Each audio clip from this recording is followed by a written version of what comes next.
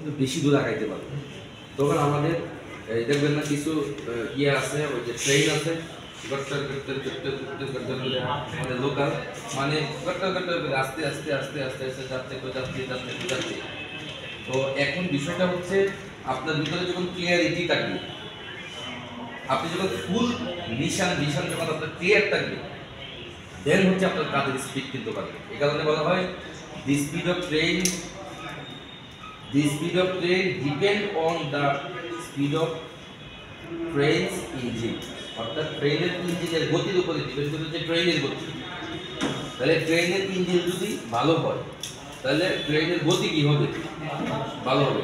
তাহলে কি বলবো? The speed of train depend on the speed of trains engine, মানে ইঞ্জিনের গতির উপরে নির্ভর করে। এক্স্যাক্টলিভাবে হচ্ছে আমার কাজের গতি নির্ভর করবে আমার ক্লিয়ারিটির উপরে, আমার চিন্তা ভাবনা, চেতনা, ধ্যান ধারণা, ইচ্ছা শক্তি, আমার ভিশনের উপরে ডিপেন্ড করবে হচ্ছে আমার সফলতা। তাহলে যার এগুলো ক্লিয়ার আছে তার সফলতা দ্রুত আসে, যার ক্লিয়ার নাই তার সফলতা হচ্ছে লেগে আসে। সকাল সেই 10টা থেকে শুরু হয়েছে আমাদের কথা, আমাদের প্ল্যান পরিকল্পনা মিটিং, এখন পর্যন্ত বাসায় যায়নি। খেয়াল করার জন্য টায়ার্ডনেস ফিল করি না। আবার যখন এই টায়ার্ডনেস ফিল করি আবার ওই স্বপ্নের কথা চিন্তা করি, আবার ওই আমার মানে ফিউচারের কথা চিন্তা করি, আবার নিজেকে নিজে উজ্জীবিত হয়ে যায়।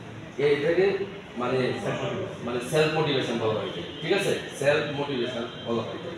আর দেখেন টেবিল তো অনেক আছে, কয় টেবিলের লোক আছে, অনেকেই সন্ধ্যা থেকে চলে গেছে, ঠিক আছে? তাহলে আপনি যদি এক্সট্রা পরিশ্রম করেন তাহলে এক্সট্রা পরিশ্রম করলে রেজাল্ট আসবে কি? এক্সট্রা। আপনি এক্সট্রা 1 মিনিট কথা বলতেছেন, এই 1 মিনিটের রেজাল্টই কিন্তু আপনি অনেক ছেলে বেদিক তোমার ইয়েস না। তার মানে এখানে বিজনেসটা হচ্ছে লাইক দ্যাট বুঝার বিজনেস। এক কথা হচ্ছে কাস্টমার কি করতে হবে, বুঝতে হবে, শিখতে হবে, আন্ডারস্ট্যান্ডিং আনতে হবে, দেন হচ্ছে কাজটা করতে হবে। Without information please don't do this business. এই বিজনেসটা কিন্তু করেন না প্লিজ। অনেকেই বলে যেটা খাপায় সেটা নিয়ে আসে অন্য পলিসি কথাগুলো। ভাই মানুষ এত, আপনি যত বোকা, মানুষ এত বোকা না। আপনি যা মানুষ আপনার চাইলেও চালান, আর মানুষের ঠেকা পড়ছে না। আপনি ইনকাম করতেন, আপনার ইনকাম করার মানুষ শুধু রিক্স। এটাই আমার কথা কি বুঝছে?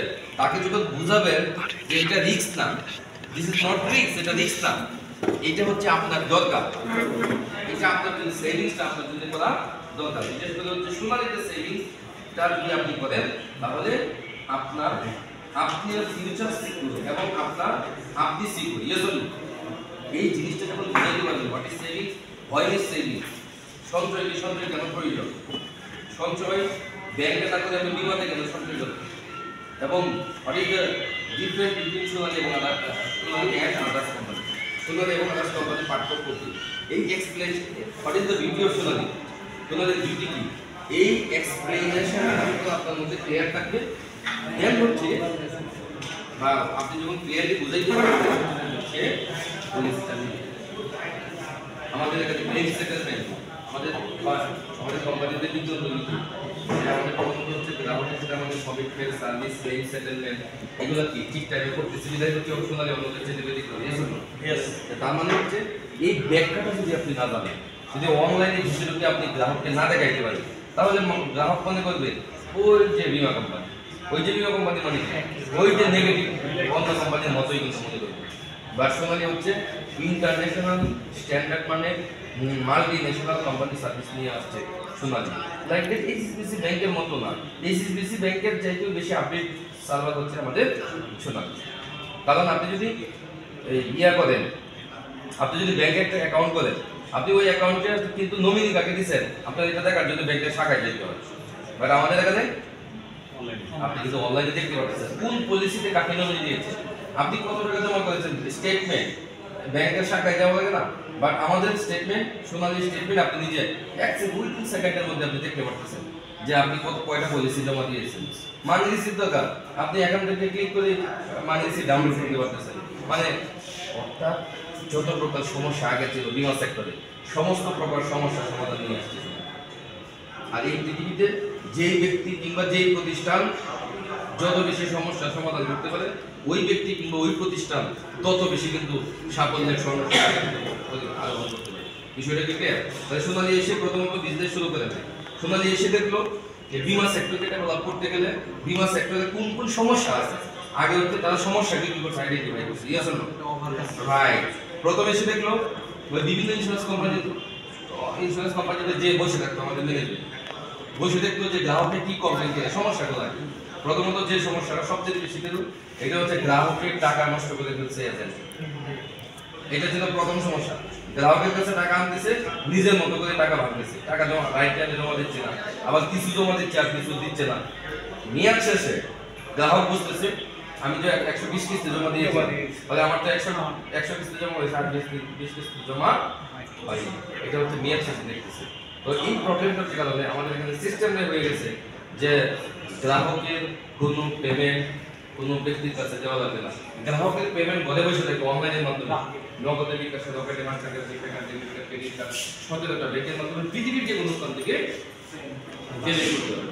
টাকাটা দেওয়ার সাথে সাথে উইদিন 3 সেকেন্ডের মধ্যে 2 or 3 সেকেন্ডের মধ্যে হচ্ছে তার মানি রিসিভ মেসেজ চলে যায় ইনস্ট্যান্ট, বাট মানি রিসিভ হয়ে যায় 2 থেকে 3 সেকেন্ডের মধ্যে। ফটো জেনারেশন হয়ে যায়। ওই মানি রিসিপ্টটা আবার ডাউনলোড করে আপনি পেয়ে যেতে পারবেন। আগে মানি রিসিপ্টের একটা সমস্যা ছিল, মানি রিসিপ্ট জাল দিত, মানি রিসিপ্ট জাল দিত, বেনিয়ম যে জাল মানি রিসিপ্ট দিত, জাল মানি দিয়ে মানে কোম্পানিটা না দিয়ে দিয়ে ছাপায় গেছে। আবার দেখা গেছে মানি রিসিপ্ট অরিজিনাল তাইলে দেখা গেছে যে প্রবলেমটা হচ্ছে অনেক সময় পকেটে যাচ্ছে, তারপর তোমার ঢুকে গেছে এক বছরের মধ্যে। বাট আমাদের এখানে যদি মানি রিসিপ্ট একটা নেই একটা যদি হারিয়ে যায়, নষ্ট হয়ে যায়, ড্যামেজ হয়ে যায়, এখানে বসে মানি রিসিপ্ট এজেন্ট এরপরে যে প্রবলেম হলো যে অনেক সময় দেখা যায় আমি তো একটু কাজ নাই অন্য কোম্পানি এখন কমিশন বেস যত বেশি মেয়াদি পলিসি হয় কমিশনের হারটা তত বেশি হয়। কারণ আমাদের সাথে কথা হচ্ছে 2 বছর, আমি কাগজে লিখে দিলাম 15 বছর, 2 বছর ধরে টাকা উঠাইতে গেছে আর 5 বছর ছাড়া আপনি তো 15 বছর করছেন আপনার মাথায় ভাই আমি 2 বছরের জন্য করলাম গ্রাহক নেগেটিভ হয়ে যায়। এই কারণে এখানে আমাদের একটা সমস্যা সমাধানের জন্য আমাদের কোম্পানি একটা সিস্টেম চালু করছে। আপনি যখন ফর্মটা ফিল আপ করে দিবেন তখন হচ্ছে আগে আন্ডাররাইটিংয়ে যে ওটাকে অ্যাপ্রুভাল করা দিতে হবে। অ্যাপ্রুভাল করানোর পরে হচ্ছে টাকা পেমেন্ট করতে হবে। ফার্স্ট পেমেন্টটা যখন জমা দিবেন ওই ফার্স্ট পেমেন্টের টাকাটা ততক্ষণ পর্যন্ত ফাইনাল হয়ে অ্যাকাউন্টসে ঢুকবে না যতক্ষণ পর্যন্ত কাস্টমারের সাথে হচ্ছে ফোন করে ইন্টারভিউটা যেন না মানে এনশিওর না হয়। আমাদের এটার জন্য আলাদা একটা ভেরিফিকেশন বলতেছে যে আপনি কি মুজাম্মেল স্যার বলছেন? স্যার আপনি তো আমাদের কোম্পানিতে একটা সঞ্চয় মানে সেভিংস প্ল্যান করেছেন, 10 বছর মেয়াদি শিক্ষা বীমা করেছেন আপনার বাচ্চার নামে। স্যার বিষয়টা কি ঠিক আছে? ঠিক আছে। মানে এই যে 10 বছর মেয়াদি, স্যার আপনি কত বছর মেয়াদি করেছেন? এখন উনি করতেছেন, উনি 10 বছর বলছে, এখন উনি কি 15 বছর, উনি 10 বছর করছে 15 বছর করবেন। এখন আমি লিখলাম হচ্ছে 15 বছর, সাথে হচ্ছে আমাকে ডাকিয়ে দিল গ্রাহকের ইন্টারভিউ কেন মিলে না, এই পলিসি অ্যাকসেপ্ট করা যাবে না। আপনি কি শারীরিকভাবে সুস্থ আছেন? যদি বলেন অসুস্থ আছে তাহলে এই পলিসি নেবেন। অর্থাৎ সব কিছুতে আপনি কি প্রফেশনাল সিগনেচার করেছেন? যদি বলেন যে করেছি তাহলে অ্যাকসেপ্ট করবেন, নতুবা অ্যাকসেপ্ট। তার মানে এই যে ইন্টারভিউটা করলো এটা কিন্তু আমার রেকর্ড থাকতেছে ইয়ারলি আইপি বলতে এটা হচ্ছে রেকর্ড থাকে। আমার কথা কি বুঝতে পারছেন?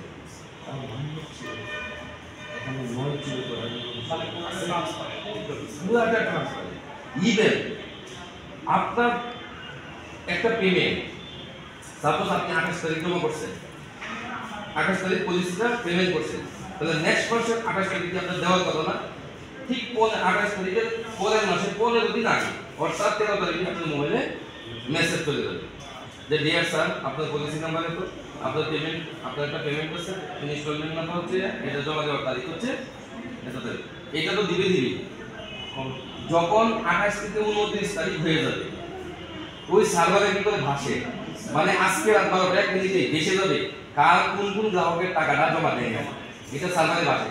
মনে করেন 100 গ্রাহকের টাকা জমা দেয়, সকালে এসেই এই 100 পলিসি ওটু ডিস্ট্রিবিউশন হয়ে যাবে ওই যে 10 জন এমপ্লয়ি বা 20 জন এমপ্লয়ি আছে ওরা কি করবে, আবার কি করবে ওদের কাজেই হচ্ছে এক একজনের আন্ডারে 10 জন থেকে 10 জন, 50 জন থেকে 50 জন, 50 জনকে কি করবে ফোন কল দিবে আপনি কি বুঝলেন স্যার বলছেন স্যার আপনার তো একটা পলিসি করেছিল আমাদের এখানে স্যার এটা পেমেন্ট দেওয়ার ডেট তো 28 তারিখ স্যার পেমেন্টটা তো স্যার আপনি এখন কালকে দেওয়ার কথা ছিল দেন নাই স্যার কাইন্ডলি পেমেন্টটা দিয়ে দেন অনেক যেমন অনেক কৃষক আছে যদি বলে যে সোনালী বিদ্যুৎ দিয়ে স্যার বলতেছে সে আনন্দেই তো দিয়ে দেয় আমাদের স্যার বলছে আগে জীবনের স্যার শব্দ শুনে না স্যার বলছে মানুষে মানে মানুষকে বলছে বা কোনাকে কি বলছে এইটা একটা বিষয় আরেকটা বিষয়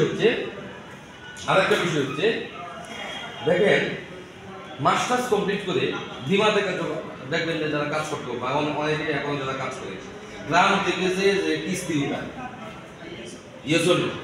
কারণ কিস্তি উঠায় মানে কি টাকা কালেকশন করে তাহলে একজন মাস্টার্স কমপ্লিট করে লোক কি গ্রামের গ্রামে ঘুরে গেছে স্মার্ট দেখা না স্মার্ট দেখা আর আমার কাজটাই কিন্তু করে দিচ্ছে সোনালী অর্জন করে এসছে অফিসে ঘুমিয়ে ঘুমিয়ে তারপরে টাকা হাতে নেওয়ার জন্য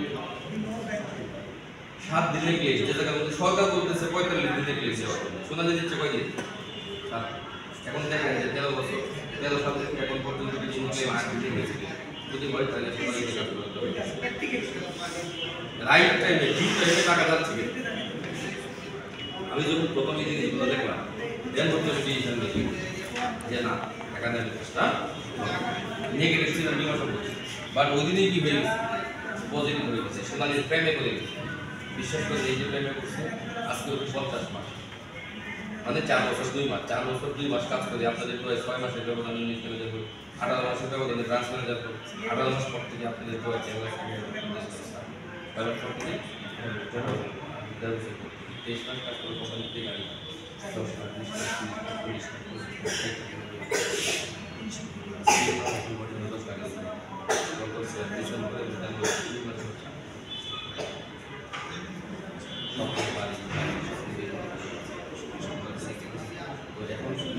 পাচ্ছি এই যে আমি পেয়েছি আমার জন্য একা না আপনার জন্য দেখেন 30,000 50,000 টাকাটা স্যালারির জন্য কত পরিশ্রম করে কত টার্গেট ওই যে ঢাকা শহরে আজকে মনে করে এই যে এখন গভর্নমেন্ট সিভিল কি পরিমাণ ঘাম জড়ানোর পরে প্রতিটা মাস যাওয়ার পরে ধুলাবালি ম্যাক্সিমাম এজমাতে ভুগতেছে কেন ভুগতেছে এই ঢাকা শহরে গরম প্লাস হচ্ছে ধুলাবালি এজমা হবে এত কষ্ট করে কিন্তু মাত্র 30,000 40,000 করতে হবে আর সোনালীতে একজন ব্যক্তি যদি মনোযোগ নিয়ে যদি 6 মাস কাজ করে 6 মাস করে 50,000 টাকা দিয়ে আর যদি সুন্দরভাবে সিরিয়াসলি ভাবে 1 বছর কাজ করে 1.5 বছর পর থেকে যে এখানে কাজ করতে পারে সব হালাল হয়েছে বলে আর আমাদের যে নামটা এটা হচ্ছে পার্লামেন্ট থেকে পাস করে দিতে এটাই পার্লামেন্ট থেকে পাস করে দিচ্ছে এটা এরকম না যে সোনালী মতো করে দিচ্ছে এরকম না আমার কথা বুঝতে পারছেন তার মানে বৈধ একটাই আমাদের যে ইনকামটা একটু 10-এর বললাম দেশের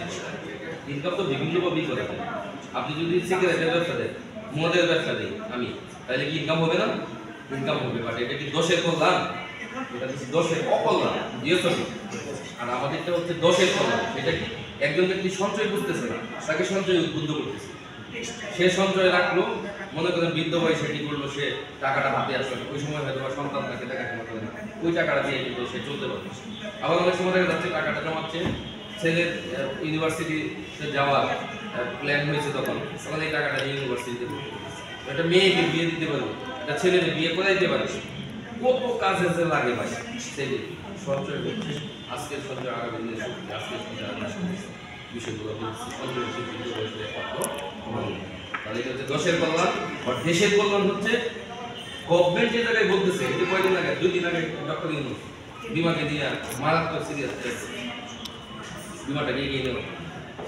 ভিডিও তো আমি পাঠাইছি এটা চ্যানেলে ঠিক আছে তার মানে হচ্ছে ডক্টর ইউনূস সাহেব তো বিষয়টা হচ্ছে দেখেন এটা দেশের কল্যাণ যে জায়গাতে গভর্নমেন্ট বলতেছে ব্যাংক এবং বিমা যদি শক্তিশালী না হয় তাহলে দেশের অর্থনীতি শক্তিশালী বা মজবুত হবে না তাহলে গভর্নমেন্ট কাজ করতেছে ব্যাংক এবং বিমাকে নিয়ে বাংলাদেশের সমস্ত ব্যাংকে নিয়ন্ত্রণ করে বাংলাদেশ ব্যাংক আবার বাংলাদেশ ব্যাংকে নিয়ন্ত্রণ করে অর্থ মন্ত্রণালয় এটা বিমাকে নিয়ন্ত্রণ করে হচ্ছে আইডিআরকে নিয়ন্ত্রণ করতেছে আবার অর্থ মন্ত্রণালয় তাহলে ব্যাংক বিমা সরাসরি অর্থ মন্ত্রণালয় নিয়ন্ত্রণ করতেছে তার মানে আমরা বলতে পারতেছি ব্যাংক এবং বিমাকে নিয়ন্ত্রণ করে হচ্ছে গভর্নমেন্ট। কে নিয়ন্ত্রণ করে? গভর্নমেন্ট। ব্যাংক দেউলিয়া হয়ে গেছে অনেক ব্যাংক। এই ব্যাংকগুলো কি মানে রিকভার করার জন্য বাংলাদেশ ব্যাংক থেকে লোন নিচ্ছে না? বাংলাদেশ ব্যাংক আবার বিশ্ব ব্যাংক থেকে লোন নিচ্ছে না? লোন নিয়ে হইলেও ব্যাংকে ডেভেলপ করার জন্য চেষ্টা করছে।